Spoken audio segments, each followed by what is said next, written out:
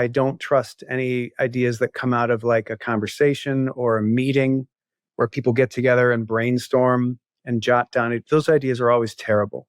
The best ideas come from one person writing them down, because then that's a pure vision that they have and it's being articulated in a pure way, straight from their brain.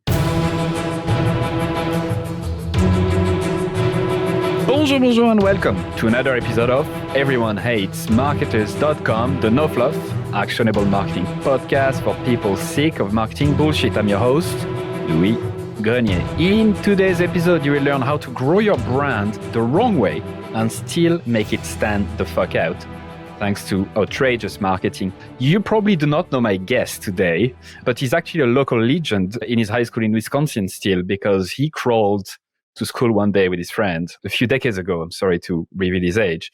He's also the guy who actually created the most popular humor publication in the world, The Onion. He wrote or developed TV project that sold to MTV, Comedy Central. He won over 30 Webby Awards, consulted for big brands like NBC, LucasArts, Pixar. And now he teaches others to be funny at howtowritefunny.com. So I'm super happy to have you, Scott Dikkers, in the podcasts. Thanks for having me. That was a spectacularly written introduction, knowing that you wrote it in 2 seconds right before we started. Well, there was, some of it was already there, most of it, in fact. But yes, I didn't mean to insult you when I said that you probably don't know the guy, but I guess a compliment almost. Yeah, always been a behind the scenes person, like it there. And it's easy to be behind the scenes nowadays because everybody's in front of the camera. But I started that way when it was a little more obscure way to succeed in the entertainment business, by hiding. So tell me more about that. Tell me more about this thing, because that's one of the things you've done the wrong way with The Onion, which was to not put you or the other writers at the forefront, right? That's one thing. There's another thing I wanted to talk about too, which is getting into entertainment, getting into comedy. The sort of red ocean is doing stand-up comedy, going on stage, etc. The blue ocean is writing articles, publishing your own newspaper. It's still comedy. It's still the comedy business. One of them worked really well for me. And when I was a kid, I thought I was going to be a performer. I thought I was going to go that route. That's how I was in high school. You mentioned I did stunts like that. Like I did comedy stunts. I was very much inspired by Andy Kaufman, Steve Martin, people like that. And yeah, maybe that inspired the way that we ran The Onion, because I wanted everybody to be invisible at The Onion, not just me. I wanted all the writers' names to be hidden from articles. And a big part of that was learning the lesson from the National Lampoon and Spy Magazine, which were magazines that made their writers celebrities. And so when those writers left to go to Hollywood or sold the publication or whatever, everybody said, hey, it's not funny anymore. We lost so-and-so. I didn't want that to happen with The Onion. I wanted the Onion brand to be the star and not the writers who created it. There were many writers at The Onion who were instrumental to its creation and to making it funny. And whenever they would leave, whenever they would go to Hollywood or whatever, nobody knew about it. Nobody could tell, because it was a very clear, consistent voice. And I think that's partly why The Onion survives to this day. I don't think it would have survived some of the turnover that we've seen over the years. There was a big one in around 2010 or so where we lost 80% of our staff in this angry schism. And nobody knew about it. It was a very niche thing that people could read about on the internet, but The Onion just kept plugging away like normal. People would see the headlines. Nothing was different week to week. What's interesting here is because, you believe that when you created The Onion, it wasn't journalism, never has been, right? It's entertainment.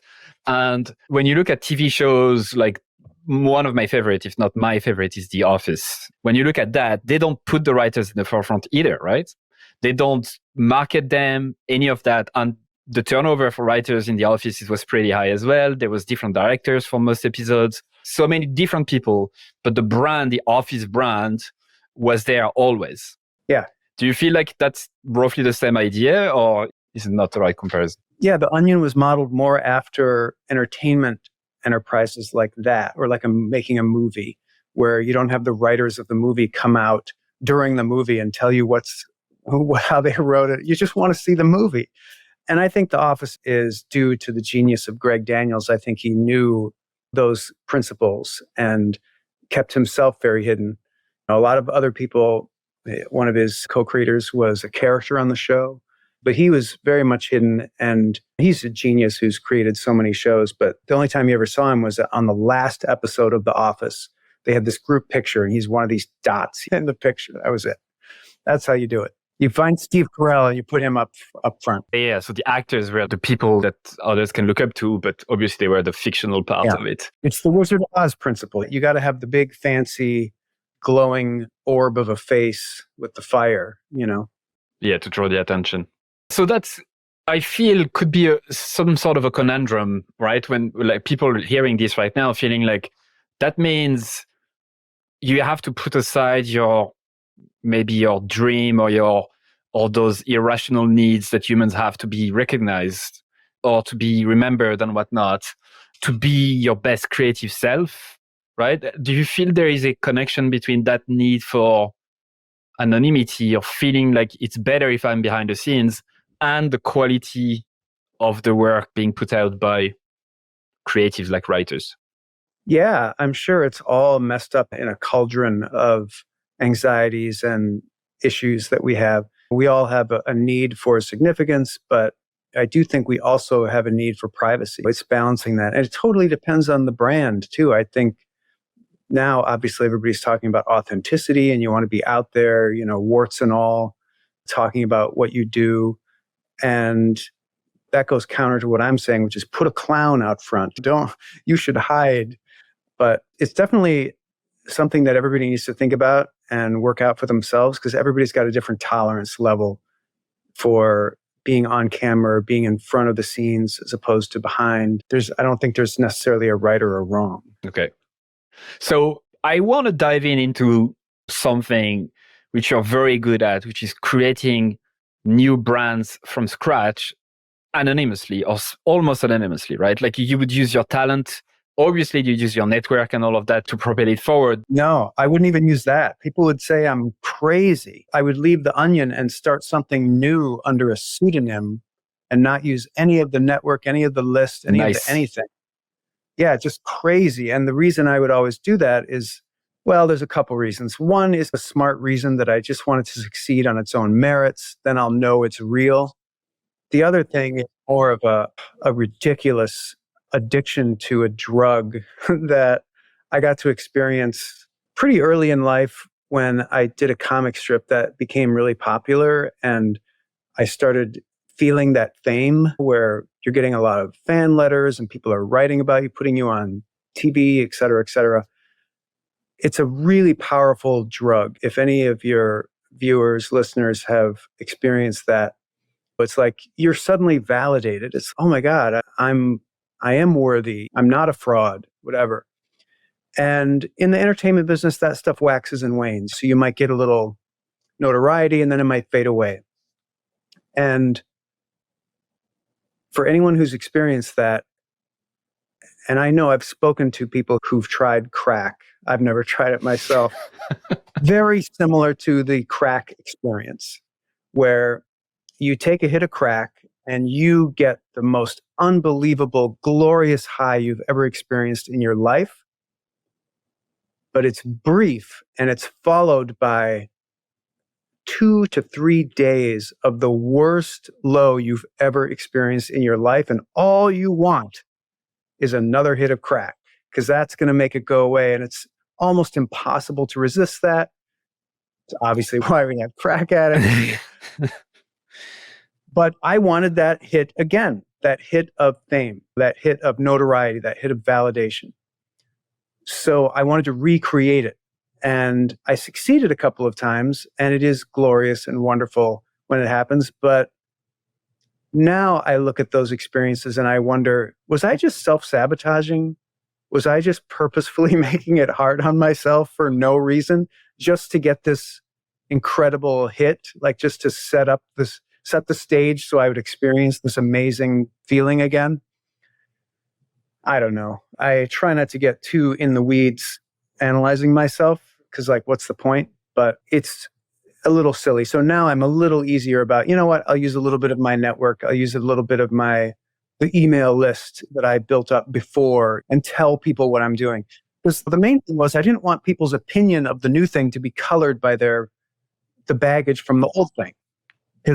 And especially when you're moving from comedy to non-comedy, that's tough. That's like every comedy actor who's tried to do a serious film always gets that negative backlash. Oh, he thinks he's a serious actor now. And if he had just gone into the serious role at the start, he wouldn't have gotten any of that criticism.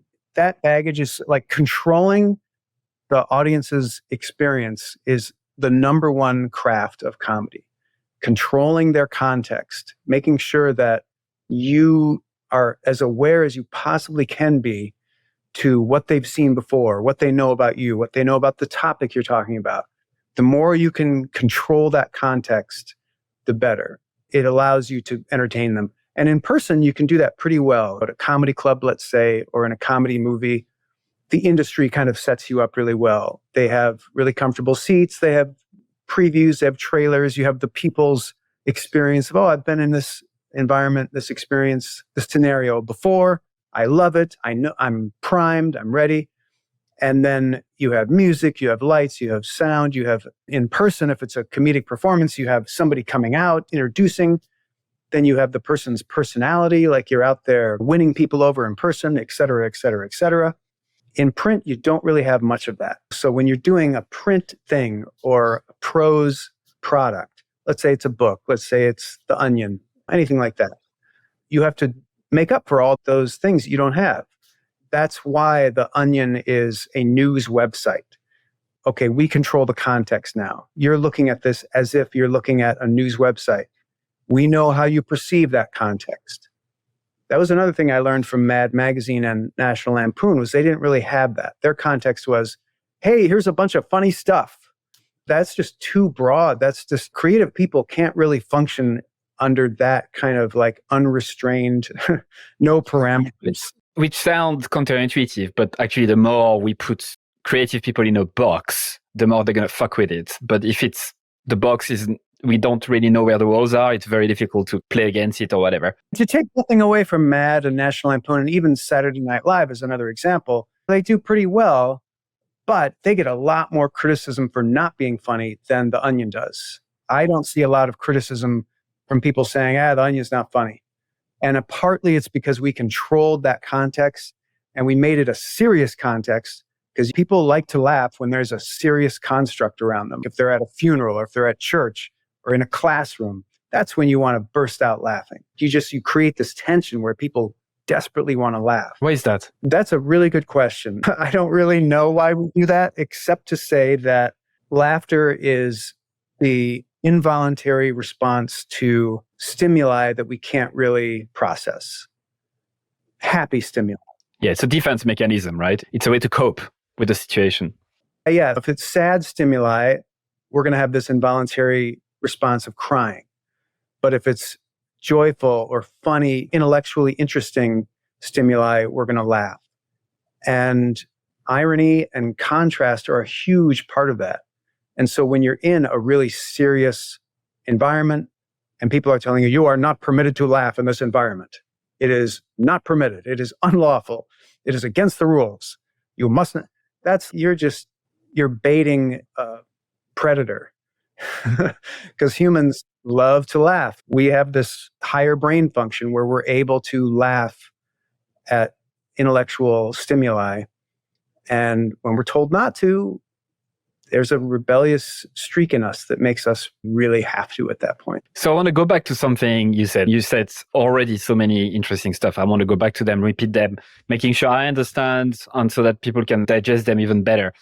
The first thing that I really picked up on that is like a phenomenal kind of way to see it is this kind of anonymity, starting project with like pseudonyms and all of that in order to prevent yourself from feeling, basically to get away from that crack, right? In a sense, so that you don't get that thing. You just do the work because you're doing the work, because for the love of the craft, not for the sake of the high, because you know that this might lead to maybe doing things to please people or to be loved instead of doing things because you want to do them.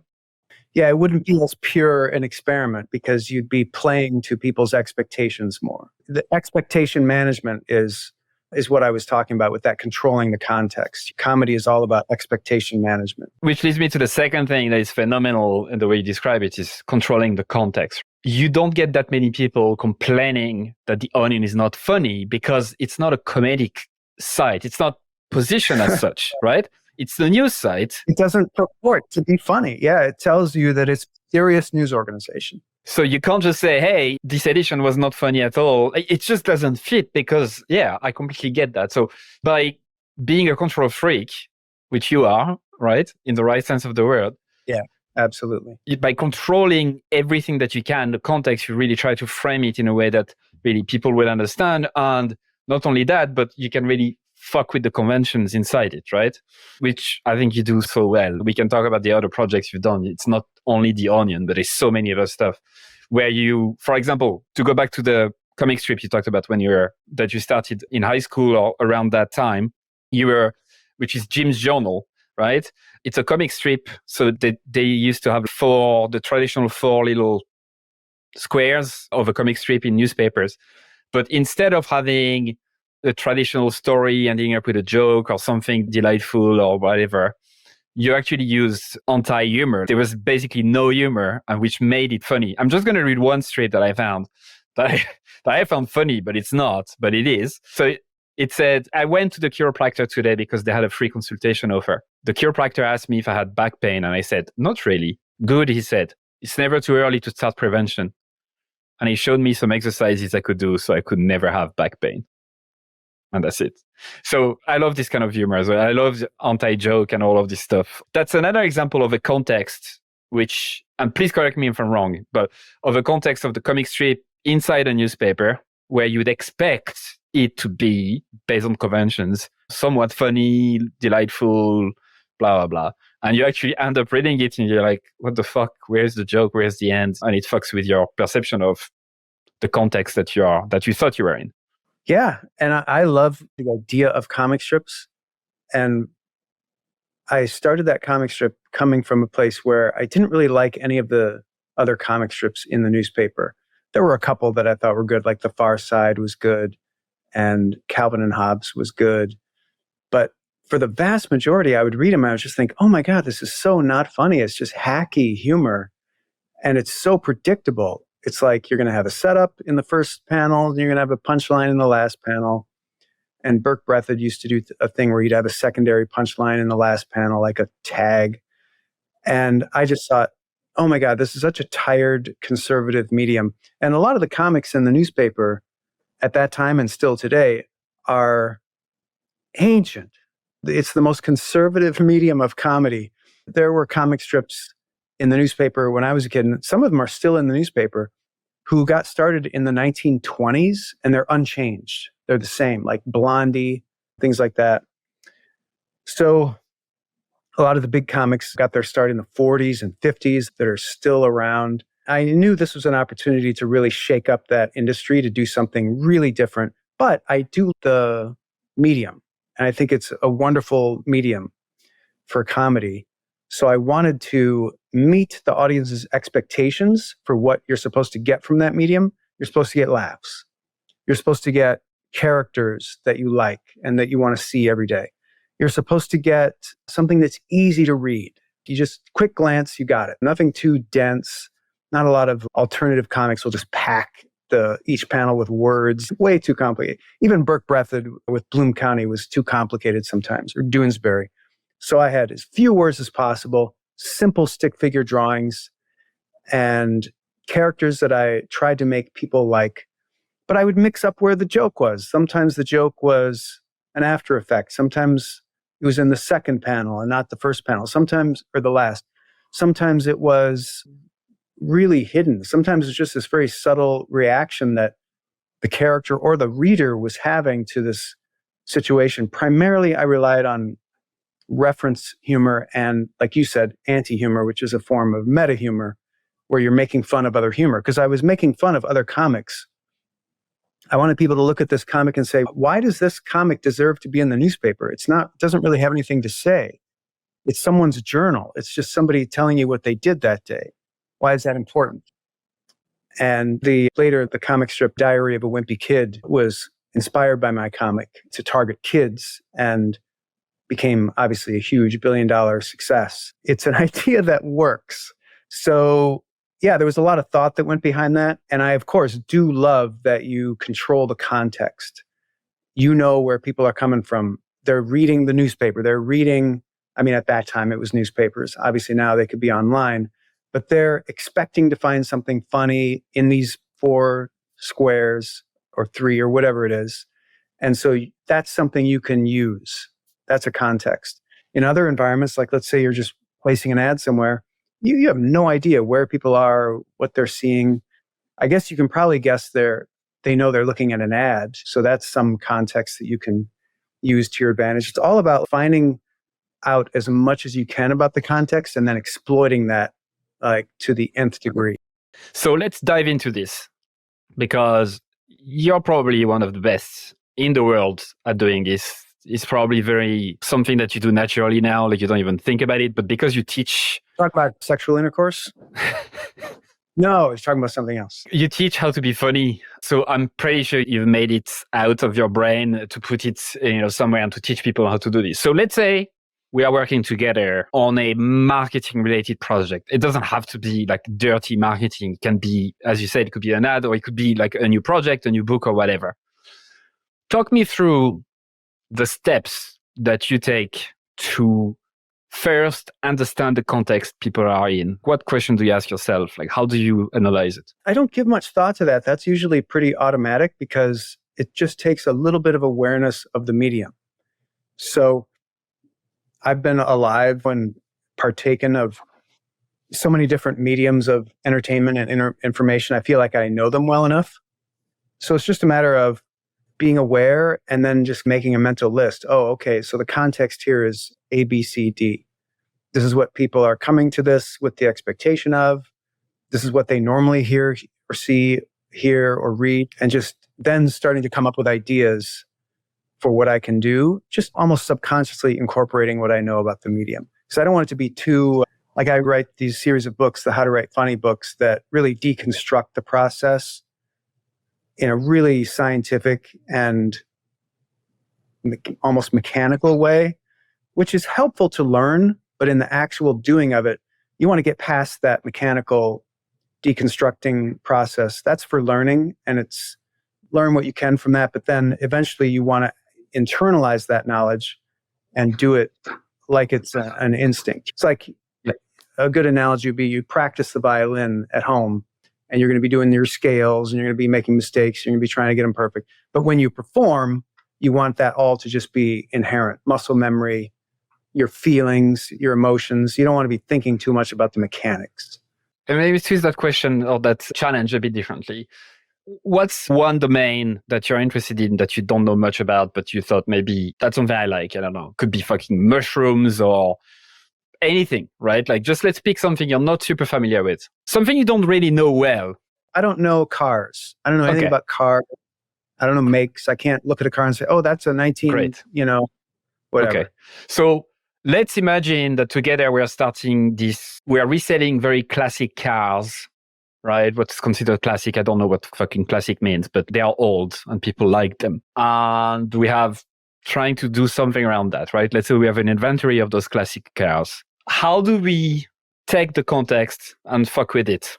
Like, to make it fun, like to create something that actually people will actually notice. Yeah, I guess I would go to the fundamentals of it and I would say, why do people buy cars? What do they want? Obviously, they need to get around, but they also want something that's going to reflect the image of themselves that they want to project. Because a car says a lot about you as a person. I would look at what other cars have done or do. What are some of the ways other cars have succeeded at really tapping into the right demographic in terms of what kind of image they're trying to present? And I would try to rethink it as far upstream as I could. I love things that are really outside the box, but still meet the requirements of the box. So things like a solar-powered car or one of those three-wheelers that look really goofy and funny that you see at car shows or something like that. Those are really interesting to me. You can do okay, like making something just like everybody else makes it because they're doing okay. But to really make a mark, you should do something different. You should do something that's a little off from what everyone else is doing. Do a gut check with yourself. Say, oh, would I like this? And audience test it. Would other people like this? Because just because there's a way that things have always been done doesn't mean that's the best way that could be done. Like anybody who thinks that everything we do now is the best way it can be done is crazy. Because the whole history of humanity is somebody comes along and says, I think we should do it like this. It's totally different from how we've always done it. And everybody is like, oh my God, yes, this is so much better. This is perfect. What were we thinking? And that's going to keep happening. It's going to keep happening. And all those ideas are just out there, just waiting to be plucked. Most people don't think that way. Most people think, how are we doing it now? They're very myopic about it. How are we doing it now?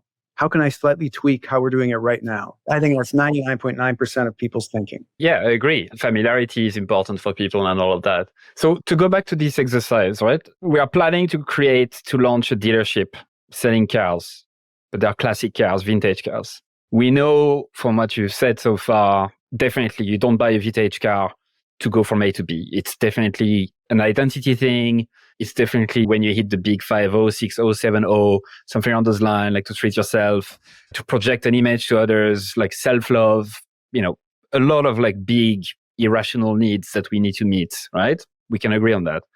Then about the dealership itself or the way we sell the cars, right? Like would you think about it in the context of, okay, what's the usual context? People go to the dealership after looking at a few stuff online, then they go and they meet a salesman. That's what traditionally is done. Do you think this way, or would you just think something else? I mean, I would start thinking about brand identity and brand voice and stuff. And I would think about, how does that person want to be spoken to? How does this customer avatar want to be spoken to?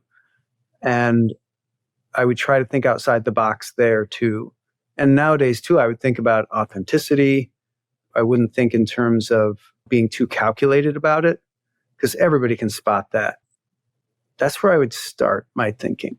So I feel we are nearly there. I feel you're about to drop the fucking knowledge bomb that I'm waiting for. But so let me ask you one level down again. You said I would think outside the box. Okay, cool. Let's fucking play that right now, right? Let's think about that literally together. Doesn't have to be perfect, that quantity versus quality, right? But like, how would you use that brilliant brain of yours and experience to fuck with those conventions of a dealership and think outside the box? This is going to sound really boring because the end product is always where the razzle dazzle is. The process is very boring. But I would sit down and write 10 ideas. And then I'd have everybody on my staff write 10 ideas. And then I would have a meeting where we look at all those ideas and see if one of them hits us. It's like, oh, that's really interesting. I think what you're asking me is, what would my ideas be? Or how do you get there? How do you get there? How do you feed your brain? Because just to give you a quick example, I feel almost weird saying that because you're the master on this, but I also like to do this kind of stuff where I would tend to list down what is expected of a category, like of a context. So like for marketing podcasts, that's what I did. I hated all the marketing podcasts. I still do. Because the thing that I hated the most was the host not listening to the guest, asking boring questions, feeling like they were just making the guest look good and feel good instead of trying to get any knowledge, right? That was the hate that I had in my heart that I needed to fucking feel, right? And by just pointing at those two conventions in my head, it was very easy for me to come up with the opposite, which is actually a real authentic discussion between two people, someone who's interested in the other, and just challenging the guest a bit, not just fucking talking about truth that everyone can agree. So I was giving this example of the marketing podcast box where by just simply listing down the things that pissed me off about it, I found two things that I would do completely differently and just did them. So it wasn't extremely super sophisticated scientific. It didn't take me long. I was just fueled by this contrarian mindset of like, fuck, like I'm sure we could do something a bit different here. Obviously, you've done way, way, way more creative stuff that I have ever done. You have way more experience than that, which is what I feel a bit weird talking about this to you as an example. But this is what I want out of you in a sense is not the idea at the end doesn't really matter to me. And I'm sure it doesn't matter to the listeners. What matters is absolutely the process. That's sexy, right? Which is like the people don't talk about it, which is like, how do you come up with those 10 ideas, for example? So you say, I come up with 10 ideas. My staff come up with 10. What do you like to do? Do you like to just sit down, write down all the shit that car dealerships do wrong that you don't like? Or how do you would approach this problem? Yeah. So I like to have people write in private. I don't trust any ideas that come out of like a conversation or a meeting where people get together and brainstorm and jot down. Those ideas are always terrible. The best ideas come from one person writing them down, because then that's a pure vision that they have and it's being articulated in a pure way, straight from their brain. And then everybody gets to read through the ideas and read each idea. And there's no pitch. There's no like annoying caveats where the person has to explain. It's just written out and everybody reads it. And then everybody thinks about it for a second. And you get a reaction in that moment that's the same as what the audience will get, where you're experiencing this idea for the first time and you don't know anything about it. And that's a precious moment because you'll never get that again. After you hear an idea that you like and you adopt it and you start working with it, you're never, ever again going to have an experience similar to the audience. So you kind of have to latch on to that first moment. In comedy, it's called remembering the first laugh. First time that got a laugh, remember that, remember how, remember why. And I'm talking about in the meeting, like in the writer's room meeting, because that's really critical. People after that will try to like tweak the idea and change it. And it's always like, don't, you're going to ruin it. You're going to change it to something different. And then we're not going to know whether we would have liked it, you know? Ideas are fragile, right? Very fragile. Yeah, very fragile. And that's a precious discovery when everything, if it's not in comedy, if it's in marketing and an idea really resonates with everybody, it's like, yeah, that's really interesting. That's really good. That's the moment. That's the emotion that you have to capture. See, I knew you'd drop it eventually. Took a bit of grilling, but you dropped the type of stuff I was looking for. That's super interesting, right? So this cliche that you describe in your book that movies tend to talk about a lot, which is like this guy coming up with one idea and then pitch it to the boss and say, that's it. We should go for it. That's how they always show it. It's a cliche. Still today. Still today. Yeah. And people think if they're not doing that, they're somehow not doing it right or they're not succeeding with it. That's so the wrong way to do it. Because what that does is it introduces all these really unfortunate interpersonal dynamics. Somebody comes into you, they work for you, and they say, I got a great idea, boss. And then they tell you the idea that's horrible. Because now if you don't like their idea, you're just slapping them down. You're just saying, that's a terrible idea. You've ruined their day. And so you're going to take late. You're going to say, it's pretty good. It's not bad. Maybe you'll even adopt it out of politeness. You're going to ruin your whole company out of politeness. You need 10 ideas and you need them anonymously written so that when somebody has a list of 10 and one of them is okay, they feel pretty good about themselves, even though they're a 90% failure. Much better than having one idea and having that failing where they're 100% failure. Because when you come up with just one idea, it's really tied to your own identity and sense of self-worth almost, right? Absolutely. While if you do what you created with The Onion in terms of the practice of creating, it was quantity versus quality, right? Like absolutely, 95%, 99% of the headlines and the ideas never went anywhere. Oh, it's bigger. It's a much more insane ratio than that. It's probably 1 out of 1,000 that would get published. Fuck. Yeah.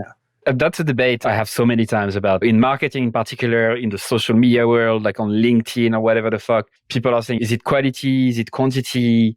And I used to believe that it was quality. Like you need to work your ass off to create the best thing. But what I didn't understand was that to create that best thing, you first need to create so much shit, right? To be able to pick that thing out. And I think social media is a different beast than traditional entertainment, like a comedy website. With social media, it actually is a little bit more about quantity because that's your list of 10. Your list of 10 ideas is 10 posts. And so if one of them works, that's a success. Nobody's going to remember the other 9. Nobody cares. You really have to look at each medium separately because they all have slightly different rules. But the concept is exactly the same, right? Like, Very similar. I agree. Like in the way you've done it for like The Onion when you were working there, when you were doing it with the other writers, your social media testing ground was just between each other in the writer's room and stuff. While the advantage of social media is that the input is from the crowd. Did they notice it? Did they pay attention? Did they react to it? And now you can double down on it. And it's great because the crowd is your staff. That's your creative staff. You get wonderful A/B test results from them constantly. Yeah. And it's the way to see it, right? They're not like your customers or people that you need to impress. They are your staff. We look at it from a hopefully objective fashion, or at least they'll treat it from an objective fashion because they see it for like half a second and then that's it. Yeah. But I do want to say that it's a macro of a macro. So if I were a marketing professional and I had a company, I would still vet my ideas for every social media post with that system internally. And I would have 10 ideas. I would pick one. I would put that one out there. But then you're on a new macro level. That one is going to be one of 10 for the audience to see. Because, in a writer's room, when you're doing comedy and you're going through those 10 ideas, some of them are just not for the eyes of the public. They're going to be way off base. They're going to be weird. They're going to be creepy. And it's good to have them in a private place where you can say, no, we're not going to do that. Let's keep reading and find better ideas. No, we agree. So going back to the little exercise, we were talking about discard dealership and stuff like that. So you started to talk about coming up with 10 ideas in private, then you pitch them anonymously, and there is no build up on it. You don't try to explain the idea. You just present it as authentically as you can so that it stays pristine, right? And I think that's a theme in terms of the way you work, right? Which goes back to like keeping your identity pristine as well. Like when you start a new project, it needs to be control, like the context, understanding what's going on, your identity, like using pseudonyms, making sure nothing is touching this kind of uncharted territory. It's like this part of the world where no one has ever explored before. That's what it feels like a bit. Like you really treat the creative process, the ideas, as this treasure that one can't fuck with that much. At the start, we started to talk about how to start a project anonymously. You've done that many times for that reason, right? What's the go-to advice for folks listening who do want to start something and really, stand the fuck out, right? Like create something that gets noticed, but they don't have a name. They don't have a household name people remember or whatever. They don't necessarily have created anything spectacular in the past. So they are by default anonymous. What's the number one specific advice you'd have for them? Well, unfortunately, I have two bits of specific advice, and they're slightly contradictory. It has to be something that is original and unique that people have never seen before. That's number one.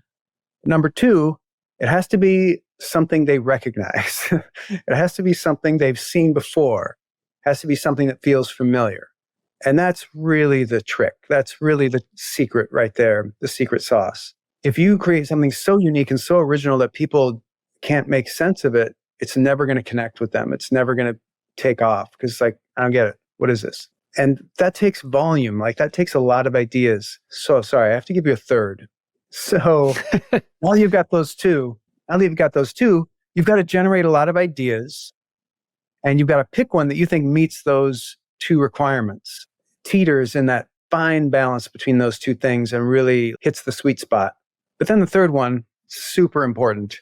You have to fall in love with that idea and it has to be a passion project. The problem with most passion projects is that people didn't go through that vetting process earlier, where they tried to meet those two criteria and then they came up with a ton of different options and picked the best one, got some feedback from their inner circle. Most passion projects are just somebody coming up with one idea and saying, I love this. I'm going to do it. That's sad. That's just really never, ever going to work. You have to put some thought in behind it. And that's tricky.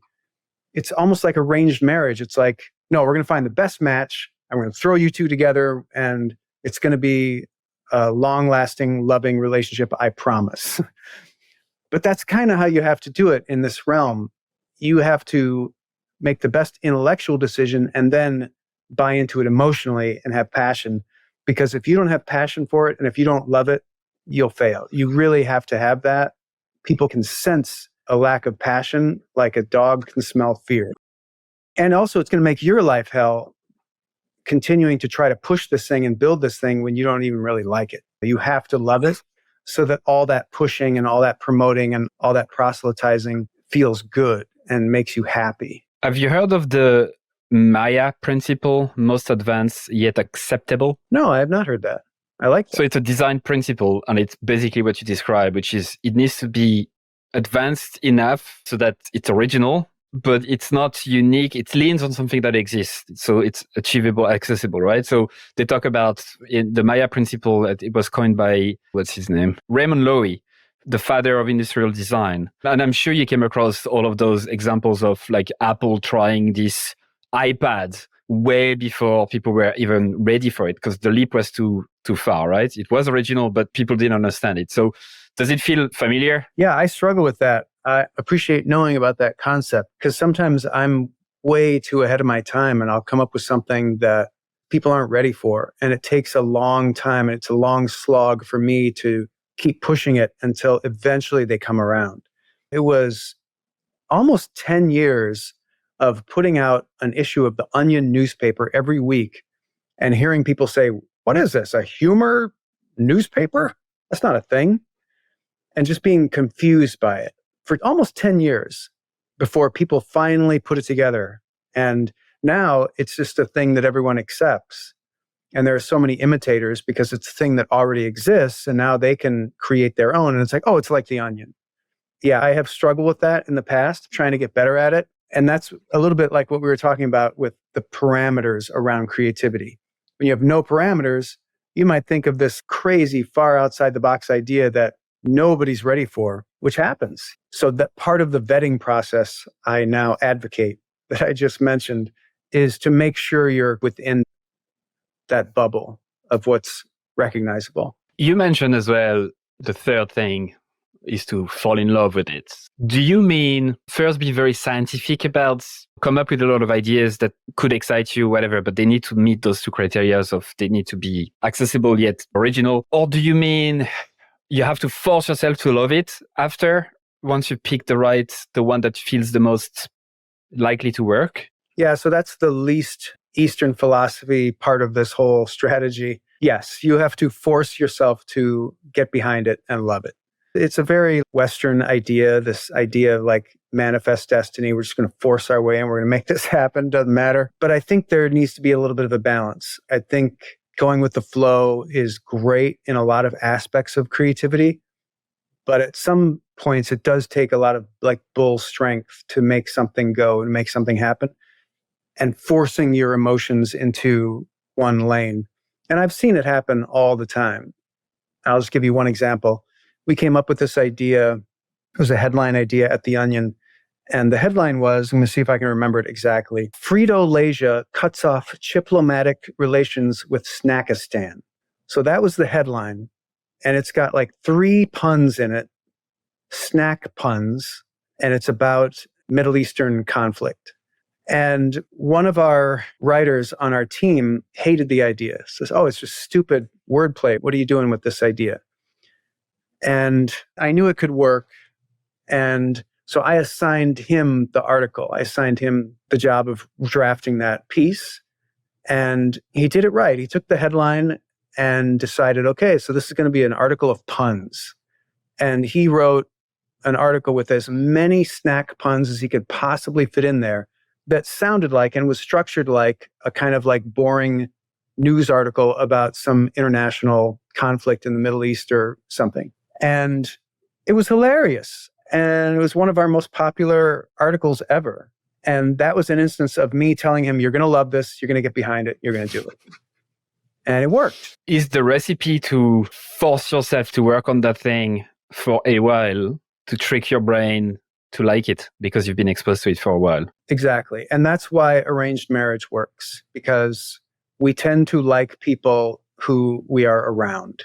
And so you're probably going to fall in love with somebody you met in high school or college because they're around. There's wisdom in arranged marriage. Now, I would never do it.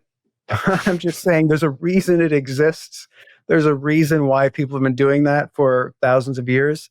all the misogyny inherent in that whole idea aside, when you put people together, when you put a person with an idea, if they're with it long enough, they're going to start to see the benefits, the pluses, they're going to see what's good about it, and it has to work. If it doesn't, I mean, obviously, I'm talking about like a decent majority of the time, this is how it's going to be. I'm not a 100%, 0% guy. I'm always like, play the odds. And I think if you, of course, there have been arranged marriages that have failed spectacularly. So that's not what I'm talking about. And there are ideas that you try to fall in love with and you can't, and you hate them and you have to give them up. Totally fine. It happens.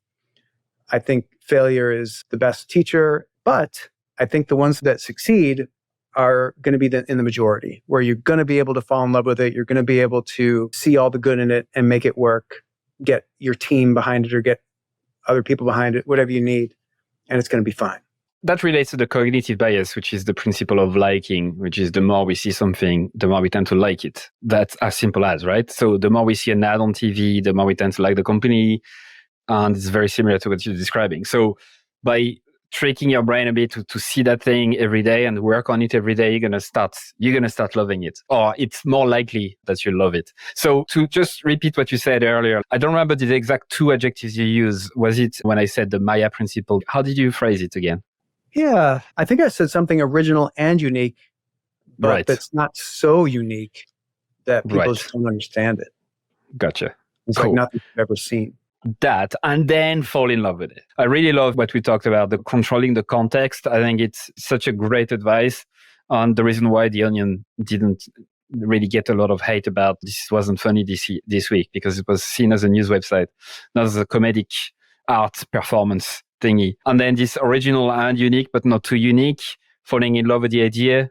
We talk about writing in private, the best ideas coming from like one single person that is untainted by anything else, which I think is the theme of this conversation, which is like really keeping the creative process untainted, like making sure that it's pristine, making sure we don't fuck with it too much because it's all very fragile. Yeah, there's something magical in a singular vision, and that's what you're trying to capture there. When something is committee derived, it doesn't have that magic. There's what is this quote? A camel is a horse that was drawn by a committee or something around those lines. Like it's basically. Oh yeah, I've heard that phrase. Yeah. Anyway, it's all that you put all the colors together. Everyone has a different color, and you put all the colors together, and it ends up being gray, because that's what happens when you mix all the shitty colors. Yes. So, last question for you: what do you think folks listening today should learn that will help them in the next 10, 20, 50 years? That's a long way down the line. The main thing is the loving it aspect. Because I think too many times we think about it as work and we think about it as a job and, oh my God, it's so hard. And a lot of this is hard. Like being on social media and posting and promoting things is really hard. It's a lot of drudgery. But when you love the project, when you love the product, we all know like the best ingredient for sales is love of the product. When you love the product, that not only helps you, but it helps potential customers understand that you love it, like they feel that. And then you live a happy life. So you're on your deathbed 50 years from now. You want to know that you lived a good life and that you were happy and you did something you loved. And I'm not so into this idea of do what you love and the money will follow. You know, I'm all about make sure it's the right thing. Make sure it's the vetted thing that actually has a chance to work. And if it doesn't work, give it up and try a new thing. Eventually, you're going to hit on something. And you want to be able to look back and say, oh my God, that was so much fun. I just loved every minute of it. You know, that's really, really important. Really important. Thanks. A very good way to finish this conversation that I very much enjoy. So, Scott, thank you so much for your time. Where can people learn more from you, buy your stuff, connect with you, anything? Yeah, well, it was fun for me too. Thanks for having me on, Louis. People can find me primarily at howtowritefunny.com, where I have information about my system for generating ideas. My books, the How to Write Funny series, are all on sale online. And I do a daily tips newsletter on Substack that is free. Anybody can subscribe to that.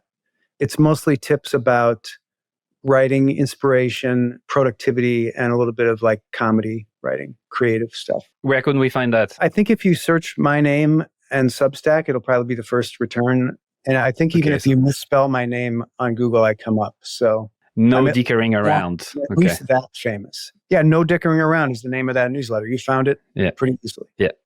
Yeah. So Dikkers is Dikkers. But again, if you get it wrong, it doesn't matter. Google corrects. All right, Scott. Thank you. All right. Thanks, Louis.